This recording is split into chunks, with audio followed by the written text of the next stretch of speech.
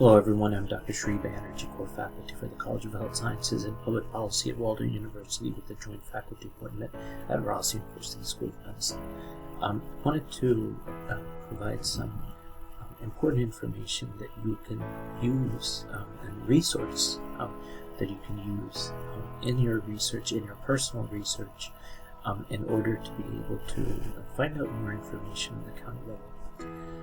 One of the biggest criticisms that I've heard about geospatial technologies and other national level technologies, I would argue global technologies, is that there's not enough information to be able to go into the local level and be able to create interventions that are effective. I argue the opposite, in fact.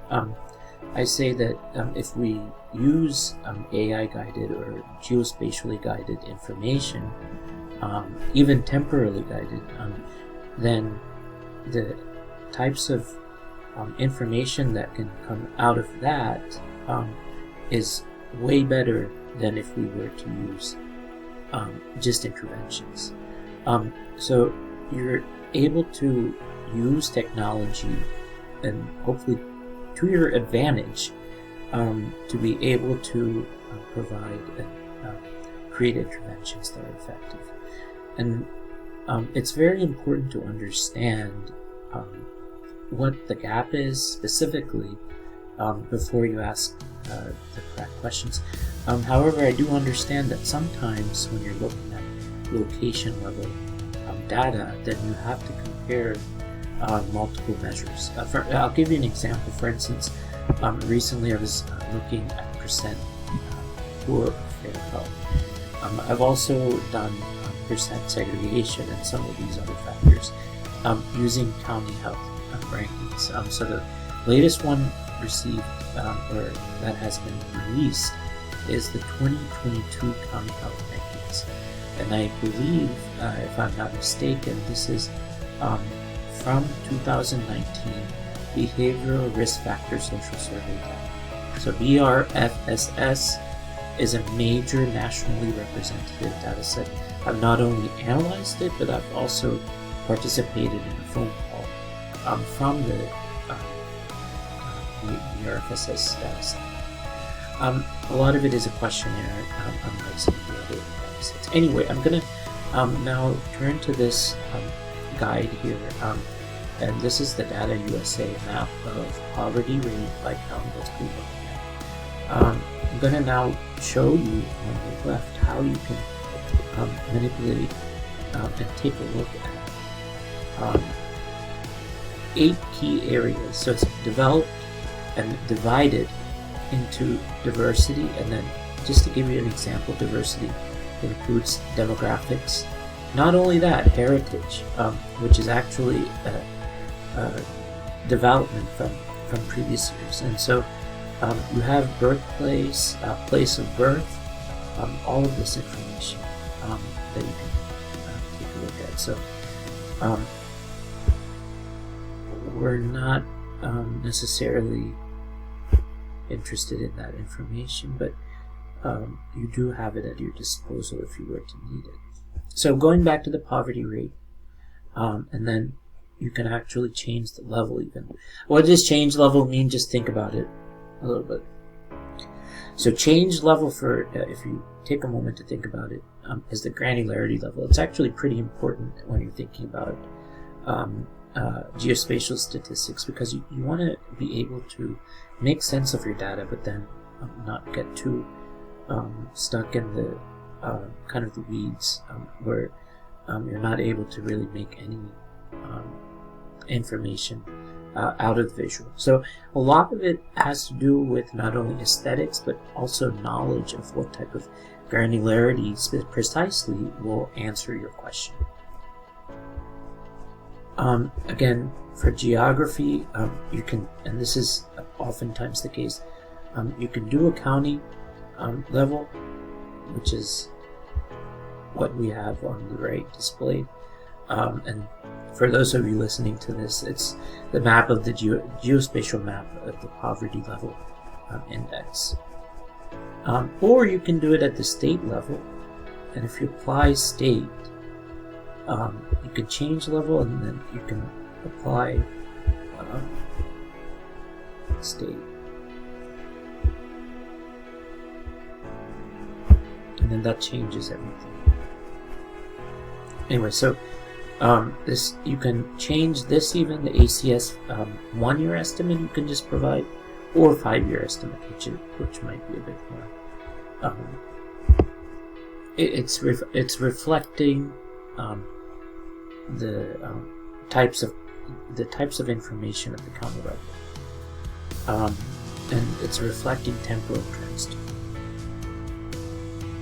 Now, if you truly want to go into the weeds of understanding trends, then you can specifically look at trends every year.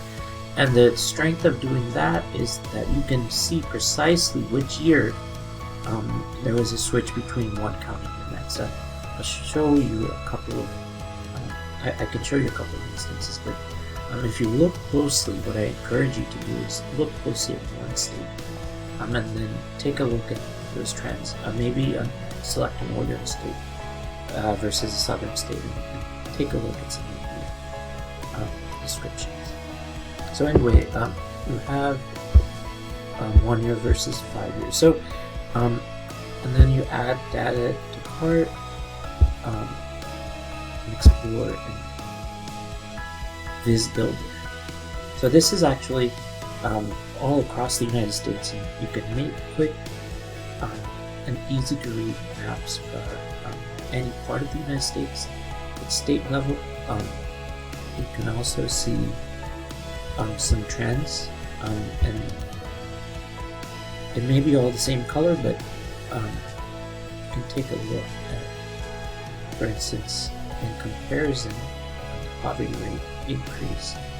The highest poverty rate, and quite a dramatic increase. This is in Puerto Rico, actually. It seems like Marico Municipal in Puerto Rico, it's gone down the poverty rate.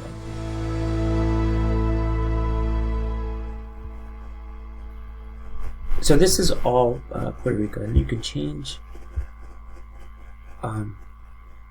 You can change location.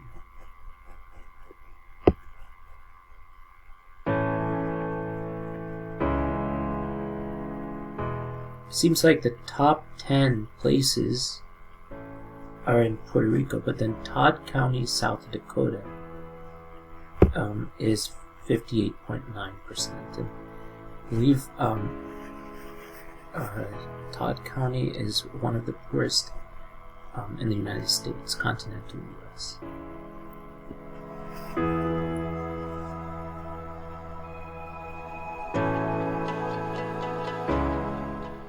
So if you look at some parts of the U.S., you can kind of focus on that, but also not only that, you can take a look beyond the top 10,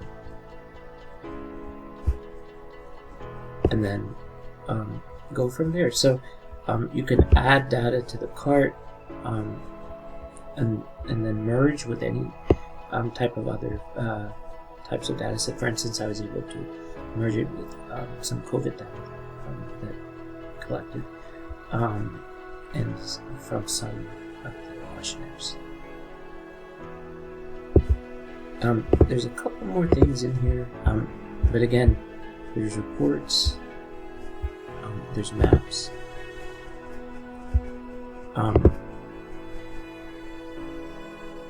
so these are all the maps. And I encourage you to go through heritage and demographics, health, housing, labor, and education and government. So these are all the categories, and then you can go further in creating this. And then maps. There are quite a few maps that you can create as well. So I encourage you to go through this resource. It's datausa.io is the address, and go ahead and get started. It's something that you have to kind of play with a little bit before you can get information. So there's Data USA. Again, 36,523 locations, 309 industries. By now, 7,207 universities are working on this. So, and then 1837 degrees.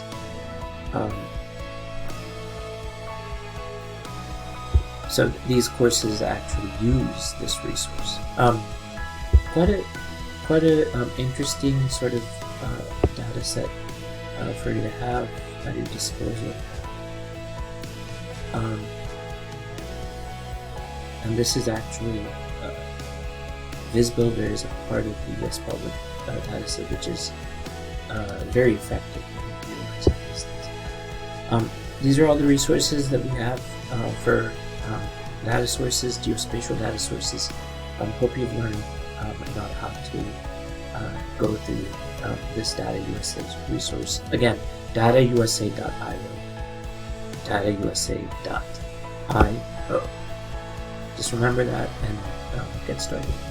Thank you for listening.